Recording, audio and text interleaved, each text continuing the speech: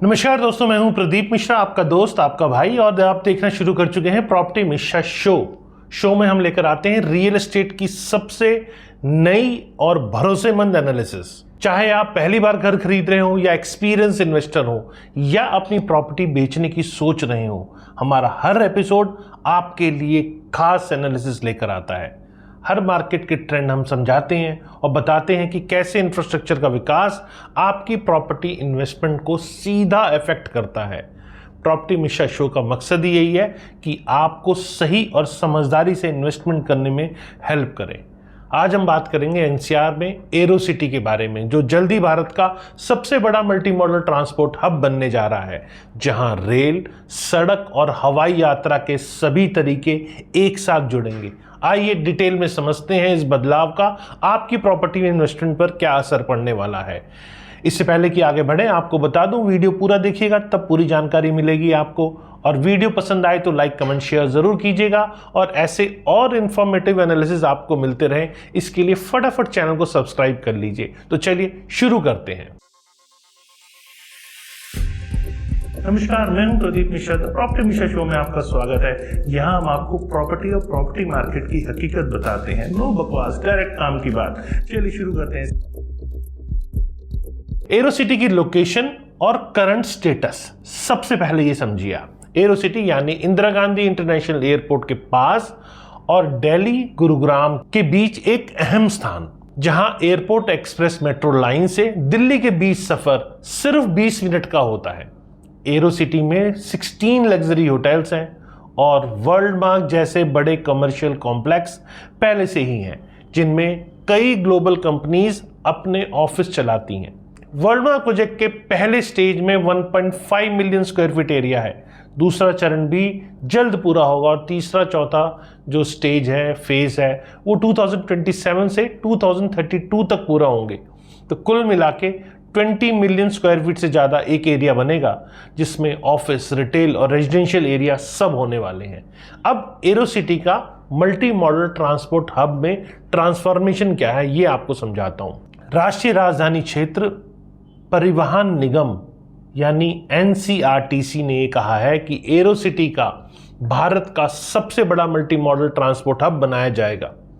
मतलब यहाँ rail, road, सड़क, हवाई यात्रा, सारी सुविधाएं यहां से कनेक्ट की जाएंगी।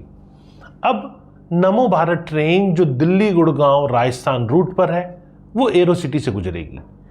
कुल जो लंबाई है इसकी 106 किलोमीटर की होगी और 16 स्टेशन इसके अंदर होंगे।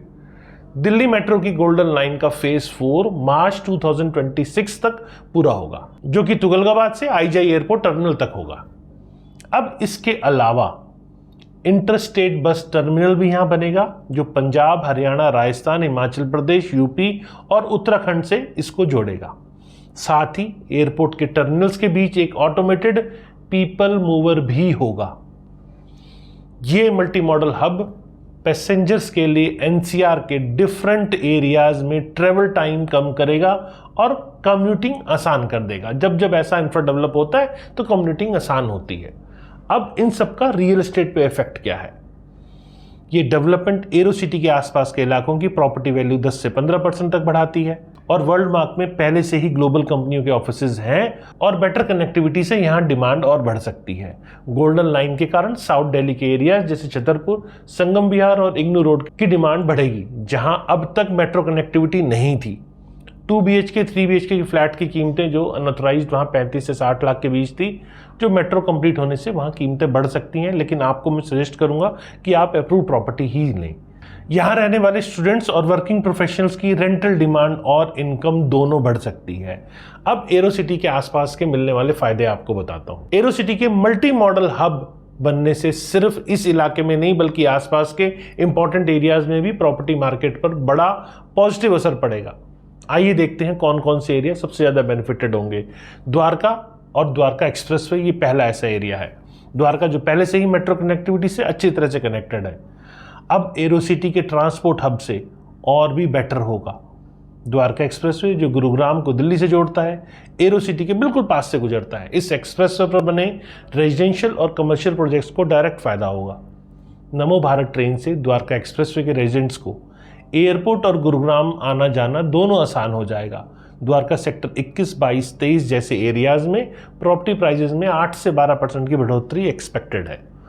अब गुरुग्राम के एडजॉइनिंग एरियाज की बात करते हैं। वैसे द्वारका एक्सप्रेसवे भी इससे लगता हुआ गुरुग्राम का एडजॉइनिंग एरिया है, लेकिन मैं बात कर रहा हूँ गुरुग्राम के वो सेक्टर्स जैसे NH48 के जो पास है, जिसमें सेक्टर 37D, 83, 84, 85, 6, IMT मानेसर और आसपास के इलाके जो एरोसिटी कनेक्टिविटी के काफ़ी बेनिफिट लेंगे, उसमें DLF फेज 1, 2, 3, इफ्को चौक का एरिया, साउथ सिटी 1, 2, इन सबको भी अच्छा बेनिफिट मिलेगा। और यहाँ नमो भारत कॉरिडोर डायरेक्ट गुरुग्राम से गुजरेगा और गुरुग्राम के IT प्रोफेशनल्स के लिए एयरपोर्ट और दिल्ली जाना कन्वीनियंट हो जाएगा।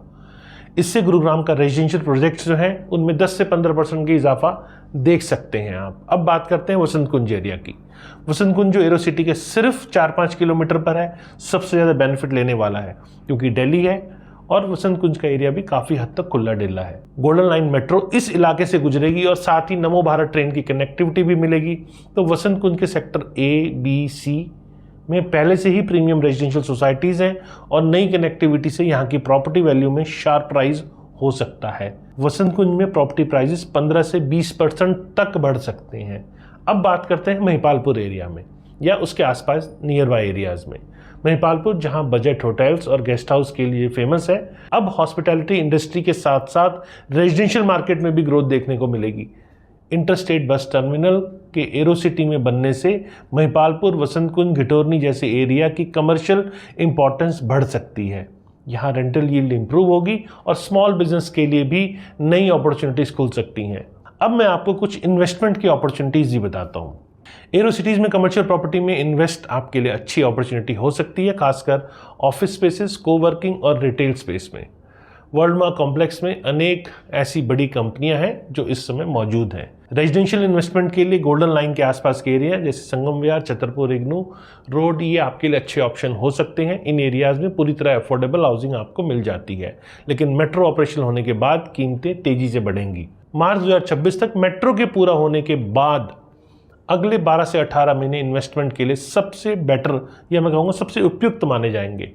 अब कुछ डाटाबेस के ऊपर एग्जाम्पल आपको बताता हूँ। नवी मुंबई में भी इसी तरह एरो सिटी प्रोजेक्ट ने दिखाया कि एयरपोर्ट के पास डेवलपमेंट की वजह से प्रॉपर्टी प्राइजेस 5 से 15% तक बढ़े हैं और ये रेट्स 12,500 से 15,000 रुपीज़ पर स्क्वायर फीट तक जा सकते हैं। मुंबई के छत्रपति शिवाजी इंटरनेशनल एयरपोर्ट के आसपास प्रॉपर्टी प्राइजेस ने 40% की बढ़ोतरी देखी है। दिल्ली मेट्रो फेज 4 पर 24,948 करोड़ रुपए की इन्वेस्टमेंट है, जिससे GICA ने 6,252 करोड़ की मदद भी। इससे गवर्नेंस और इंफ्रास्ट्रक्चर की गंभीरता समझ में आती है। कनेक्टिविटी के फायदे और फ्यूचर में क्या प्लानिंग है ये भी आपको बताता हूँ। एरो सिटी सिर्फ एक ट्रांसपोर्ट अब नहीं है, बल्कि कंप्लीट इकोसिस्टम बन रहा है जिसमें ऑफिसेस, रिटेल, होटल, एंटरटेनमेंट और इको फ्रेंडली डिज़ाइन यहाँ शामिल है। भविष्य में और भी ऐसी आधुनिक जैसे ऑटोमेटेड पीपल मूवर और हाई स्पीड रेल कॉरिडोर यहाँ होंगे। गोल्डन लाइन और साउथ दिल्ली के लाखों लोगों को यहाँ से यात्रा करना आसान होगा, ट्रैफिक कंजेशन कम होगा और पॉल्यूशन भी घट सकता है। ठीक है, नमो भारत का एक बड़ा यहाँ पर हब बन रहा है, लेकिन इसके साथ साथ एयरपोर्ट एक्सप्रेस लाइन यहाँ से जा रही है, गोल्डन लाइन यहाँ जुड़ेगी और सबसे बड़ी बात कि यहाँ से जो बिजवासन रेलवे स्टेशन है जिसका रीडेवलपमेंट ऑलरेडी चल रहा है, जिसको आनंद विहार रेलवे स्टेशन के तर्ज पे बनाया जा रहा है, तो मुंबई की तरफ जाने वाली जो ट्रेन्स हैं वो उनके लिए एक बड़ा हब बनेगा। तो यहाँ रेलवे भी आसान होगा और द्वारका एक्सप्रेसवे की कनेक्टिविटी यहाँ से है। UER2 से पूरे दिल्ली को कनेक्ट किया गया है। मेट्रो जैसे मैंने बताया, airport express line, golden line और ऑलरेडी NH48 यहाँ पहले से बना हुआ है।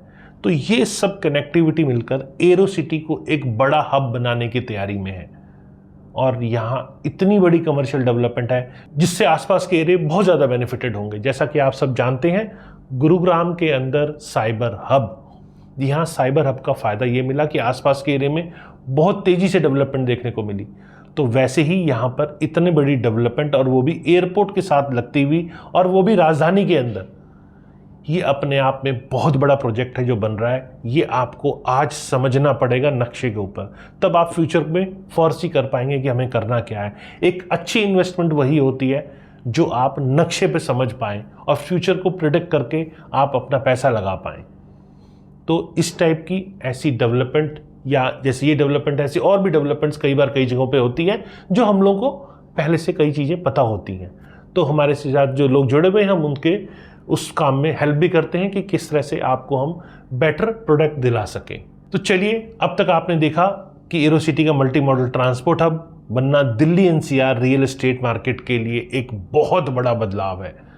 कमर्शियल इन्वेस्टमेंट के लिए एरोसिटी सबसे अच्छा विकल्प, रेजिडेंशियल इन्वेस्टमेंट के लिए गोल्डन लाइन के आसपास के एरिया और एरोसिटी के आसपास के एरिया, वहाँ पर भी अच्छी इन्वेस्टमेंट, जैसे द्वारका एक्सप्रेसवे, गुरुग्राम के एडजॉइनिंग सेक्टर वसंत कुंज में भी बेटर इन्वेस्टमेंट डेस्टिनेशन हो सकता है आपके लिए।